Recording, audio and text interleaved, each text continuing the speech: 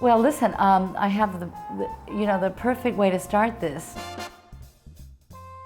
Are we on? We are on now, yes. Remember that line, a chorus line?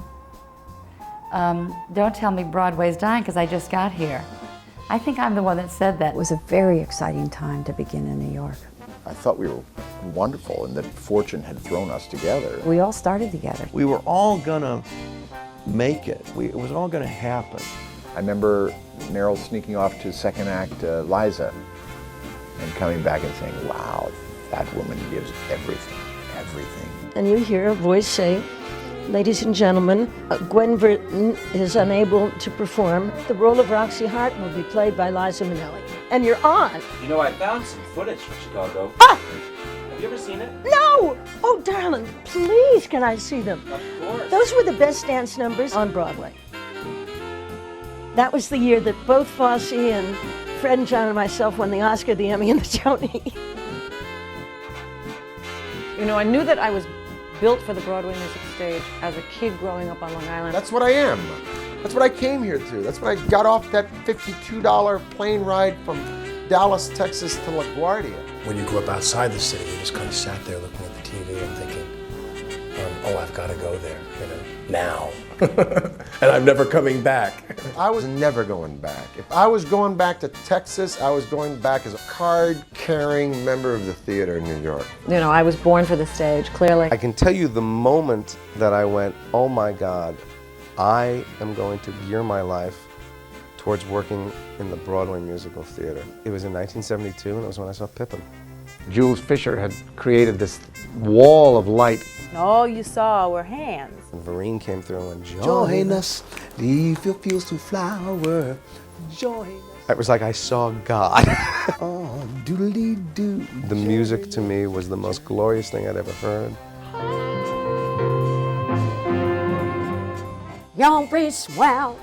I wanted to be Ethel Merman. Ethel Merman for me was, balls to the wall. I mean, it's just...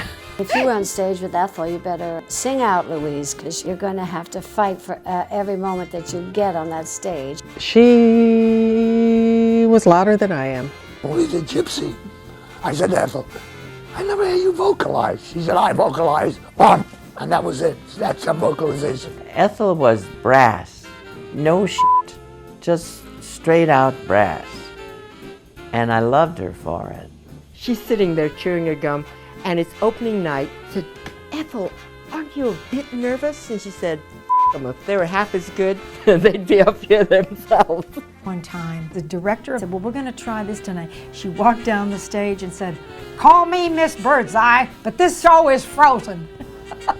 Did you ever hear that one? Sing out, Louise.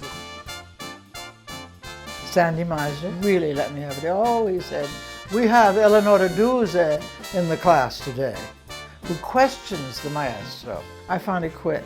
I studied with Lee Strasberg at the Actors Studio for several years. Eva Marie, Anthony Franciosa, Steve McQueen was there, Marilyn Monroe. She was at the studio, and she was at her best. And she smelled of Lifebuoy soap. And to this very day, if I smell Lifebuoy soap, I get an erection. Big movie stars. Their mechanism was staying greased and pliable because they would come back to do scenes at the studio. There are actors who feel that it was destructive to them. Strasberg just raked Joe Sullivan over the coals. Terrible. It was terrible. And I was incensed, and I never went back. When I asked Betty Davis, how do you like working with Actors Studio people? She says, I could be making a movie waiting for them to speak. So I was the standby for Lauren Bacall and the applause. And believe it or not, Lauren Bacall, she fell down in the show. And it was a bad fall. She was dropped and she fell down. So I would say to the stage manager, okay, I'm here. I'm ready to go on. And he said, look, she just said Gretchen Weiler is not going to do my dance in my show. I mean, it's the classic diva. First play I was in was with Elizabeth Ashley, and we enjoyed each other, and that was fun. And first Broadway opening, we're all going to Sardi's. And of course, that was the ultimate. Sardi's, I'd never been to Sardi's. I'd certainly heard about it. I mean, they would cram you all into one table way, way, way at the back. Well, I ordered a big meal. And suddenly this hand is thrust into the table saying, "Trip." And it was a disaster, a disaster. It just got thoroughly panned. And I sat there like in shock. Now, the moment that happened, people started to exit. See ya, take care, bye-bye. Nobody is going to say out loud, "It's a turkey, it's a bomb." You know, nobody's going to say that night at Sardi's. But it's one of those things you're supposed to tacitly grasp by the change in the air. This table emptied out, and I was there alone. That's right. Redford was left at the table with all the food. Oh, God, that's funny. I probably shouldn't laugh. I suppose it's that, but it's funny.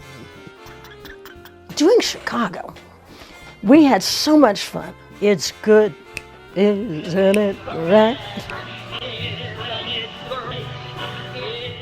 I love Broadway so much that the discipline of it,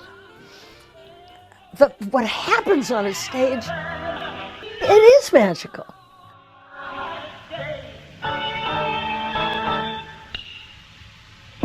Bye-bye.